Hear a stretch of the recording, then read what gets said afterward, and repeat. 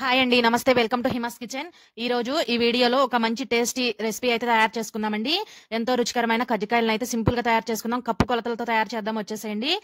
ఇప్పుడు ఒక mixing bowl తీసుకోండి. ఏదైనా ఒక గిన్నె కానీ లేదా గ్లాస్ కానీ కొలతగా పెట్టుకోండి.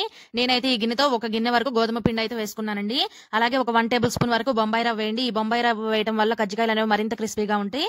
ఒక 1/2 టేబుల్ స్పూన్ సాల్ట్, అలాగే 1.5 టేబుల్ స్పూన్ వరకు ఆయిల్ వేసుకోండి. ఈ సాల్ట్ ఆయిల్ కూడా పిండిలో కలిసే విధంగా బాగా ఈ విధంగా కలుపుకోవాలి. ఇప్పుడు ఉప్పు ఆయిల్ బాగా కలిసిన తర్వాత ఇందులో కొంచెం కొంచెంగా నీళ్లు పోసుకుంటూ పిండిని అయితే సాఫ్ట్ గా కలుపుకోవాలండి. మనం పూరి పిండికి చపాతీకి ఎలా కలుపుతామో ఆ విధంగా పిండిని అయితే కొంచెం బాగా సాఫ్ట్ గా అయితే కలుపుకోవాలి. వాటర్ ఒకేసారి పోయకుండా కొద్ది కొద్దిగా చూసుకొని పోసుకోవాలండి. చూడండి, పిండిని ఈ విధంగా కలుపుకున్న తర్వాత ఈ పిండి ఒక 10 నిమిషాలు నానితే కజ్జికాయలు అనేవి మరింత టేస్టీగా ఉంటాయండి. ఇలా కలుపుకున్న ఈ పిండిని మూత పెట్టుకుని ఒక 10 నిమిషాలు పక్కన పెట్టేసుకోవాలి. ఒక 10 నిమిషాలు తర్వాత మనం ఏ కప్పుతో అయితే కనుక గోధుమ పిండి తీసుకున్నామో అదే కప్పుతో ఒక కప్పు నిండుగా శనగపప్పు వేసుకోవాలండి. పుటాని అంటారు కదా, అవి నిండుగా ఒక కప్పు తీసుకోండి. ఇలా ఒక కప్పు శనగపప్పును తీసుకొని మిక్సీ జార్లో వేసుకోవాలి. అలాగే ఇందులో మంచి ఫ్లేవర్ కోసం ఒక 4-5 యాలకులు కూడా వేసుకోండి. మీ దగ్గర యాలకుల పొడి ఉన్నా కూడా కలుపుకోవచ్చండి. తర్వాత ఈ విధంగా అయితే మెత్తని పౌడర్ లాగా గ్రైండ్ చేసుకోవాలి. చూడండి, ఎక్కడ బరక అనేది లేకుండా ఈ విధంగా గ్రైండ్ చేసుకోవాలి. ఇలా గ్రైండ్ చేసుకున్న ఈ శనగపప్పు పౌడర్ ని వేరొక బాక్స్ లోకి వేసుకోవాలండి. ఇప్పుడు అదే మిక్సీ జార్ లో మనం ఏ కప్పుతో అయితే గోధుమ పిండి శనగపప్పు తీసుకున్నామో అదే కప్పుతో అరకప్పు వరకు బెల్లం వేసుకోవాలి. బెల్లం ఈ విధంగా కొంచెం నలగొట్టి అందులో వేసేసుకోవాలి. మనం డైరెక్ట్ గా ఉట్టి బెల్లం ఒకటే మిక్సీలో వేసామనుకోండి గట్టిగా ముద్దలాగా అవుతుంది. అలా కాకుండా చక్కగా పొడి పొడిగా రావాలంటే మనం ముందుగా గ్రైండ్ చేసుకున్న శనగపప్పు పొడిని ఒక 2-3 టేబుల్ స్పూన్ల వరకు ఇందులో వేసుకొని అప్పుడు గ్రైండ్ చేయండి. బెల్లం అయితే మనకి చక్కగా పౌడర్ లాగా వస్తుందండి. చూడండి, ఎక్కడా కూడా ఉండలు అనేవి ఉండవు. చక్కగా పొడి పొడిలాడుతూ వస్తుంది. ఈ విధంగా పొడి పొడిలాడుతూ ఉంటే కజ్జికాయల మధ్యలో స్టఫింగ్ బాగుండి మంచి టేస్టీగా ఉంటాయండి. చూడండి, ఇలా గ్రైండ్ చేసుకున్న ఈ బెల్లం పౌడర్ ను కూడా మనం ముందుగా వేరే బాక్స్ లో ఈ శనగపప్పు పొడిని పెట్టాం కదండి, అందులో వేసేసుకోండి. తర్వాత మీ దగ్గర ఎండు కొబ్బరి తురుము ఉంటే వేసుకోండి. నా దగ్గర అయితే ఎండు కొబ్బరి తురుము లేదండి. ఎండు కొబ్బరి ఉంటే కొంచెం తురుముకుంటున్నాను. ఇలా పెద్ద హోల్స్ ఉన్న దగ్గర నుంచి తురుముకుంటే మనకి కొబ్బరి తురుము అనేది బాగా పొడుగ్గా బాగా పడుతుందండి.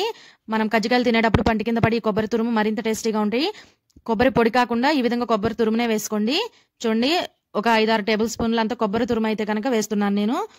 ఈ కొబ్బరి తురుమును కూడా ఆ శనగపప్పు బెల్లం పౌడర్ ఉంది కదండి, అందులో వేసేసుకొని మొత్తం కూడా బాగా కలిసే విధంగా కలుపుకోవాలి. శనగపప్పు పౌడర్ అలాగే బెల్లం పౌడర్, ఈ ఎండు కొబ్బరి తురుము అన్ని కూడా చక్కగా కలిసిపోవాలండి. అలా కలిసేంత వరకు బాగా అడుగు నుంచి కలుపుకోవాలి. మీకు ఈ కొలతలతో ట్రై చేయండి. కజ్జికాయలు చాలా బాగా కుదురుతాయండి. ఫస్ట్ టైం చేసేవాళ్ళు కూడా చాలా ఈజీగా అయితే తయారు చేస్తారు. ఇలా కలుపుకున్న మిశ్రమాన్ని పక్కన పెట్టుకొని ముందుగా గోధుమ పిండి కలిపి పెట్టుకున్నాం కదండి, ఒక 10 నిమిషాలు అయింది కదా. ఇప్పుడు ఈ పిండిని కూడా మరొక నిమిషం పాటు కలుపుకోవాలి. కలుపుకున్న తర్వాత ఇలా చిన్న చిన్న ముద్దల్లా చేసుకోవాలండి. పిండి అంతటిని కూడా ఈ విధంగా అన్నిటిని కూడా బాల్స్ లా చేసుకోవాలి. చూడండి, మరీ పెద్దవి కాదు మరీ చిన్నవి కాకుండా ఈ విధంగా మీడియం సైజులో చేసుకుంటే చక్కగా వస్తాయండి. ఇప్పుడు ఫ్లోర్ ని నీట్ గా తుడుచుకొని ఫ్లోర్ మీద కొంచెం పొడిపిండి చల్లుకుంటూ మనం పూరీల్లా అయితే చేసుకోవాలండి. చూడండి, మరీ పలచగా ఉండకూడదు, మరీ మందంగా ఉండకూడదండి. మీడియం గా ఈ విధంగా చపాతీలన్నిటినీ కూడా తయారు చేసుకోవాలి. ఈ కజ్జికాయలకి మెయిన్ కావాల్సింది అయితే ఈ కజ్జికాయ అచ్చు ఉంటుందండి. బయట ఎక్కడైనా కూడా ఈజీగా దొరుకుతుంది మనకి. ఈ కజ్జికాయ అచ్చు మీద మనం ముందుగా ప్రిపేర్ చేసుకున్న పూరీని పెట్టుకోవాలి. తర్వాత 1.5 టేబుల్ స్పూన్ నుంచి 2 టేబుల్ స్పూన్ల వరకు ఈ శనగపప్పు బెల్లం పౌడర్ మిశ్రమాన్ని వేసుకొని వాటర్ తో కొంచెం ఈ అచ్చు వెంపట ఈ విధంగా కనుక నొక్కామనుకోండి మనకి చక్కగా ఊడొస్తుందండి. తర్వాత పైనుంచి ఎక్స్ట్రా ఉన్న పిండి అంతా తీసేయండి. ఈ సైడ్లు మరి తోకల్లా ఉంటాయి కదండి, అటు సైడ్ ఇటు సైడ్ కొంచెం కట్ చేసుకోవాలి. కట్ చేసుకుంటే మనకి కజ్జికాయ అనేది చాలా నీట్ గా వస్తుందండి.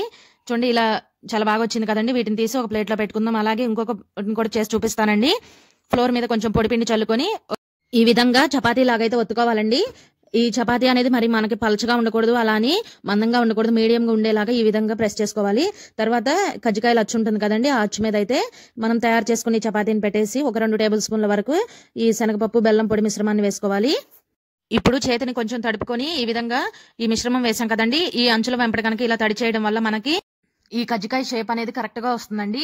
లేదంటే కనుక కజ్జికాయ చివర్లో విడిపోయి మనం లోపల పెట్టిన మిశ్రమం అంతా కూడా ఆయిల్లో వేసిన తర్వాత బయటకు వచ్చేసి ఆయిల్ అంతా పాడవుతుందండి. కాబట్టి కంపల్సరీ తడి చేసి గట్టిగా ప్రెస్ చేయండి.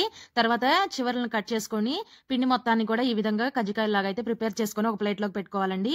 చూడండి, తర్వాత మనం ఎక్స్ట్రాగా ఉన్న పిండి అంతటిని కలిపితే ఇలా అయిందండి. దీన్ని కూడా కొంచెం ఆయిల్ వేసుకొని బాగా కలుపుకొని ఈ పిండిని కూడా పూరీలా చేసుకొని మధ్యలో ఆ శనగపప్పు మిశ్రమం పెట్టుకొని అన్నిటిని కూడా కజ్జికాయ లాగా ఒత్తుకొని పక్కన పెట్టుకోవాలి. తర్వాత స్టవ్ ఆన్ చేసి డీప్ ఫ్రై కి సరిపడా ఆయిల్ పెట్టుకోండి. ఈ ఆయిల్ బాగా వేడవ్వగానే ఫ్లేమ్ ని మీడియం లోకి అడ్జస్ట్ చేసుకుని మనం ముందుగా ప్రిపేర్ చేసుకున్నాం కదండి, ఈ కజ్జికాయలను ఒక్కొక్కటిగా వేసుకోవాలి. ఆయిల్ బాగా వేడవ్వాలండి. ఆయిల్ బాగా వేడైన తర్వాత వీటిని వేసే ముందు మీడియం ఫ్లేమ్ లో పెట్టుకోవాలి. అప్పుడే మనకి లోపల వరకు కూడా బాగా ఉడికి కజ్జికాయలు అనేవి మంచి టేస్టీగా ఉంటాయండి. మీరు హై ఫ్లేమ్ లో పెట్టి కనుక ఫ్రై చేశారంటే పైన ఊరికే కలర్ వచ్చేస్తుంది, కానీ లోపల కొంచెం పచ్చిదనంగా ఉంటుంది. కాబట్టి మీడియం ఫ్లేమ్ లో పెట్టుకుని బాగా ఈ విధంగా అటు ఇటు తిప్పుకుంటూ బాగా ఫ్రై చేసుకోవాలి.